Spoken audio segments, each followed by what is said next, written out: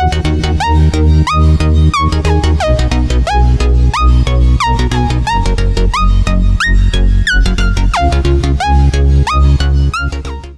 Quilties, it's Karen Marchetti.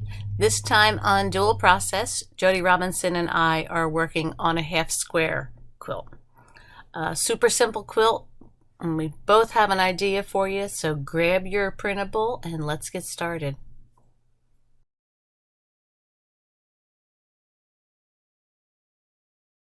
Hey guys, it's Karen.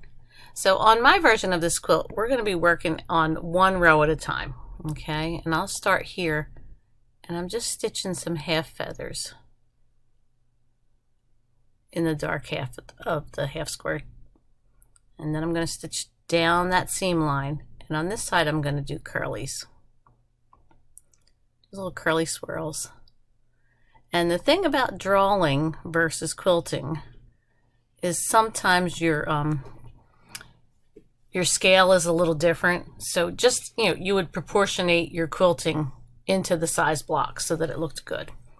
Okay, so on this side again, we'll come back down this one and do some feathers down that ditch line and then some swirly curls, and each one just gets a little larger to fill the space. Again, repeat the feathers. So it's very repetitive, but I really like the look. And then swirly curls out to the corner.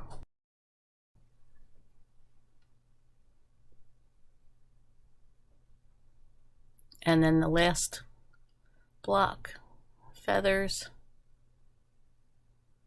down the seam line, and then swirly curls.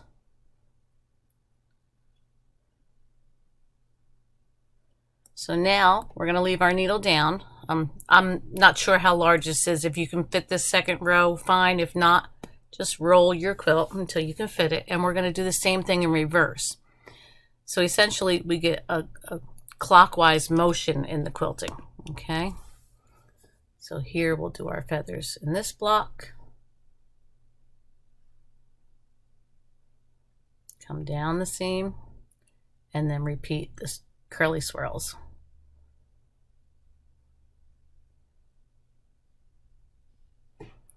Feathers in this block,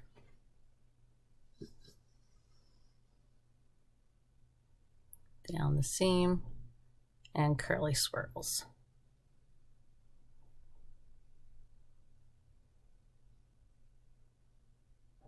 So I'm going to continue this, and after each row, if you have to roll, that's fine. I'll continue drawing this and I'll bring you back at the end.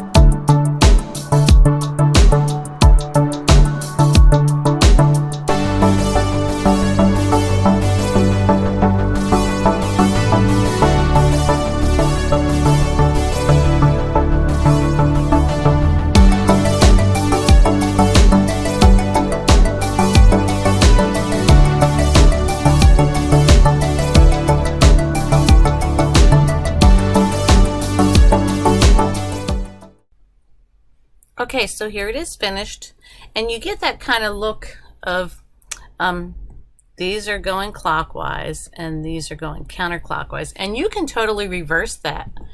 If you want to do the curlies on the outside in the darker squares and the feathers on the lighter squares, that's fine too. And you can also, if you want to use two different color threads, go through and stitch all your feathers first. Go all the way through the quilt and then change threads and then roll back up and go all the way through your lighter squares. You can do that as well. And that's a really cool look when you have the two different color threads on the two different color fabrics. So I hope you enjoyed it.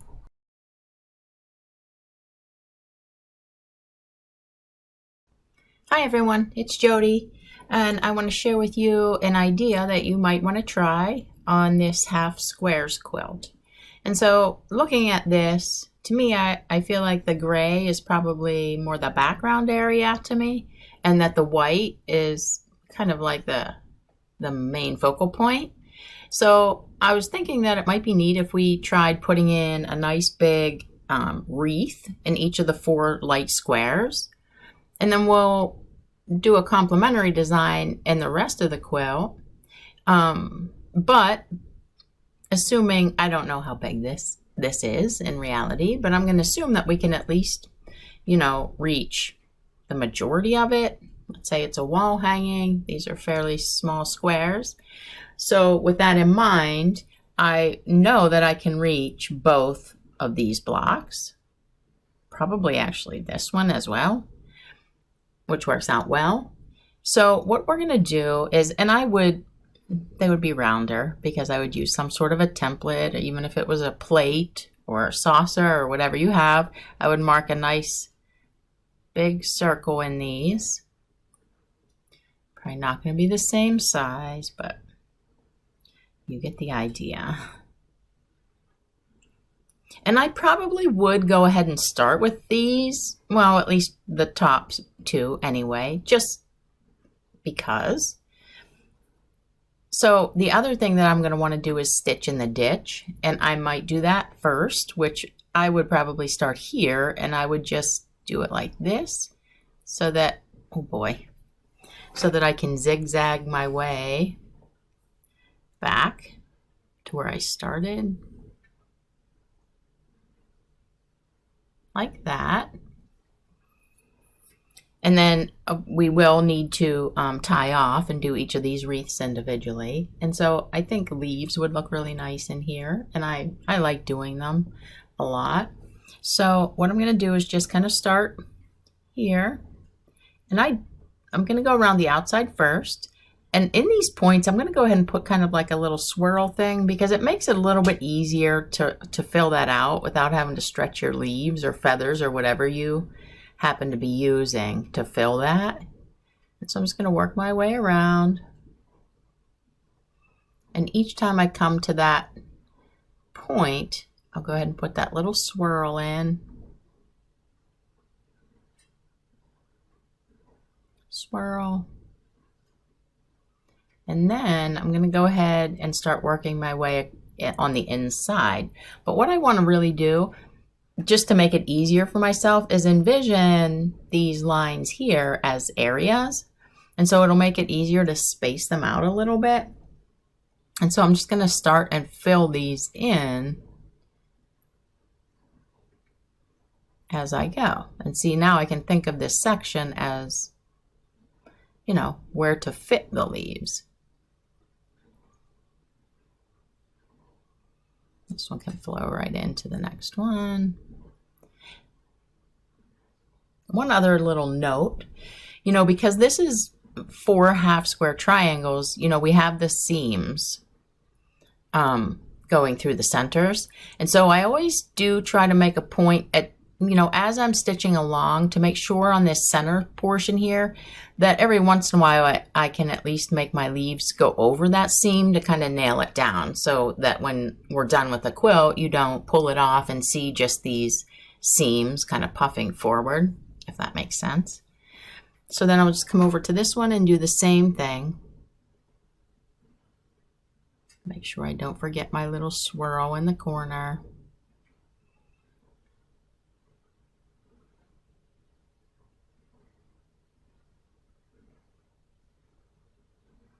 Ooh, a little messy.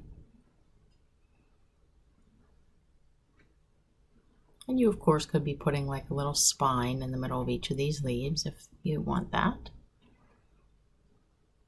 And then I'll go ahead and come into the center and fill these little half triangles. And see how I'm making a point to kind of hit that seam? That way I'll know for sure that it's not going to puff up when I'm done.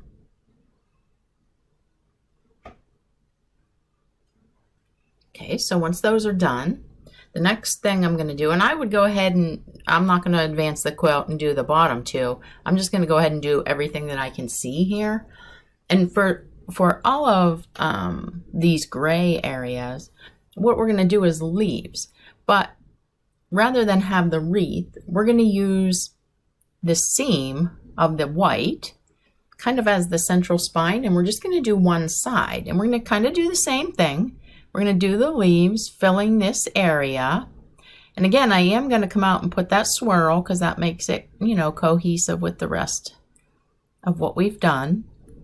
And when I come to the top, the point here, I'm going to make like a half of one. So it's kind of like the top.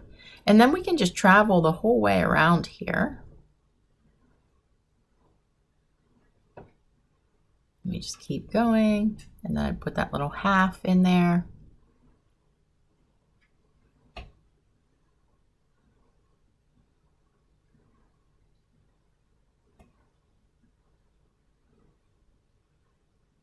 Now, I'm going to go ahead and go right into here because I'm there, and I'll be able to work my way the whole way around this whole area continuously.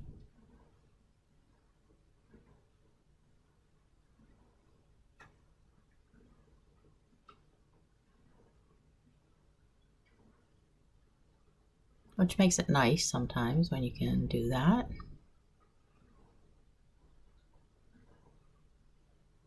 See, now I can just continue right into this one.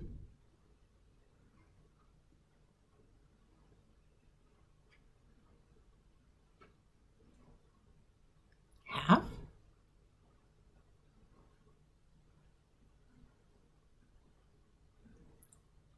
Making sure not to forget my little swirls.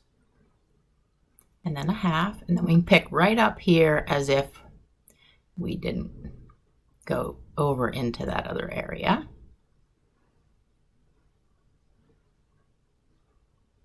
Okay, at this point I would probably go ahead and tie off, advance the quilt.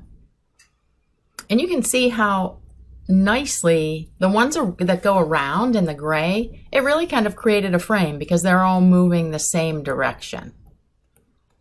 So it really created a nice little frame around there. So I'm going to go ahead and stitch the bottom portion in exactly the same manner.